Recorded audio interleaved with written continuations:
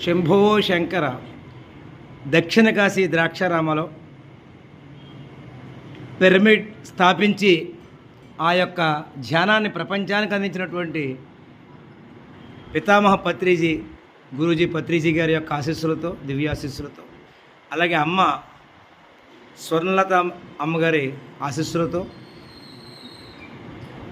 రేపు ఉదయం చూస్తూ ఉన్నాం. బాలయోగ్ గారు, శివబాలయోగ్ గారు, సదానందం యోగి మహారాజ్ గారు, పితామహ పత్రిజీ గారు, పిఠాపురం గోపాల్ బాబా గారు, యోగి వేమన్న గారు,